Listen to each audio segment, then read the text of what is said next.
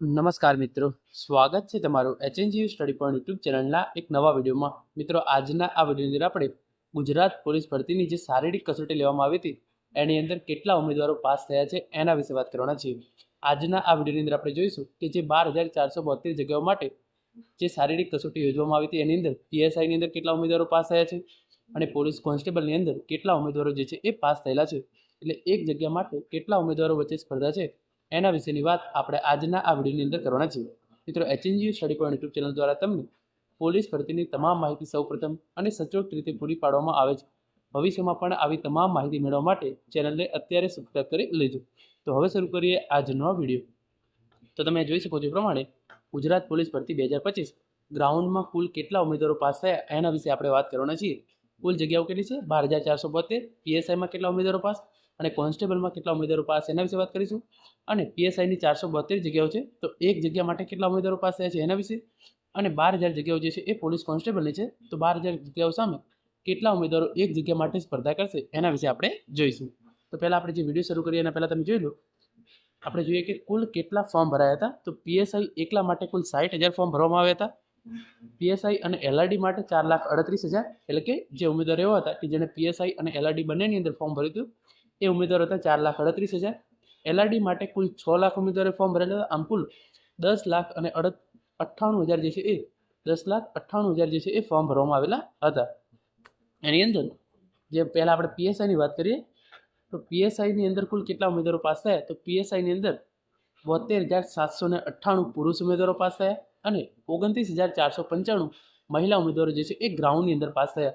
જે 10,98,000 ફોર્મ ભરવામાં આવેલા હતા એમાંથી ઘણા બધા ઉમેદવારો જે છે એવા હતા કે એમણે શારીરિક કસોટી જે છે એ આપેલી ન હતી, પરંતુ જે ઉમેદવારોએ શારીરિક કસોટી આપેલી હતી એની અંદરથી પીએસઆઈની અંદર 72,798 પુરુષ ઉમેદવારો અને 29,495 મહિલા ઉમેદવારો જે છે એ પાસ થયા હતા. પછી ગુજરાત હાઈકોર્ટના આદેશ પછી પીએસઆઈમાં બીજા 8 ઉમેદવારો પાસ થયા, જેમાં 3 મહિલા ઉમેદવારો અને 5 પુરુષ ઉમેદવારો. એટલે કે જે ઉમેદવારો શારીરિક કસોટીની અંદર નાપાસ થયેલા હતા એમણે ગુજરાત હાઈકોર્ટની અંદર અરજી કરી હતી, તો એવા 8 ઉમેદવારો જે છે એ પછીથી પાસ થયા, જેની અંદર 3 મહિલા ઉમેદવારો અને 5 પુરુષ ઉમેદવારોનો સમાવેશ થતો હતો. આમ પીએસઆઈની અંદર કુલ 1,02,301 કુલ ઉમેદવારો જે છે એ પાસ થયેલા છે અને જગ્યાઓ જે છે એ 472 છે. હવે આપણે વાત કરીએ પોલીસ કોન્સ્ટેબલની. તો તમે જોઈ લો કોન્સ્ટેબલની અંદર કેટલા ઉમેદવારો પાસ થયા. તો કોન્સ્ટેબલની અંદર પુરુષ ઉમેદવારો 1,72,072 અને મહિલા ઉમેદવારો કેટલા? 75,728. ગુજરાત હાઈકોર્ટ દ્વારા આની અંદર પણ જે છે એ સંખ્યામાં 5 થી 10 ઉમેદવારોનો વધારો ઘટાડો જે છે એ થઈ શકે છે. જનરલી 10 થી 15 ઉમેદવારો જે છે એ વધી શકતા હોય છે. તો પુરુષ ઉમેદવારો 1,72,072 અને મહિલા ઉમેદવારો 75,728. તો પોલીસ કોન્સ્ટેબલની અંદર કુલ 2,47,000 ઉમેદવારો જે છે એ પાસ થયેલા છે. હવે આપણે આગળ વાત કરીએ પોલીસ ભરતીમાં કુલ કેટલા ઉમેદવારો પાસ થયા.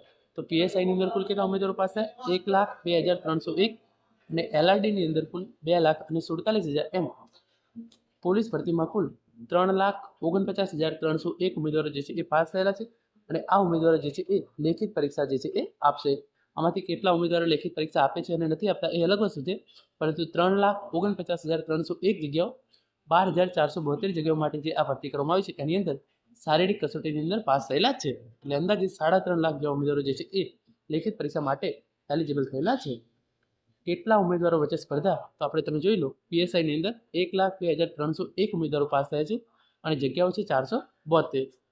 અને એલઆરડીની અંદર કુલ 2,47,000 ઉમેદવારો પાસ થયા છે અને જગ્યાઓ જે છે એ છે 12,000. તો પીએસઆઈની અંદર એક જગ્યા માટે 217 ઉમેદવારો વચ્ચે સ્પર્ધા છે અને જ્યારે એલઆરડીની અંદર સ્પર્ધા આ વખતે ખૂબ જ ઓછી છે, જેની અંદર એક જગ્યા માટે 21 ઉમેદવારો વચ્ચે સ્પર્ધા છે.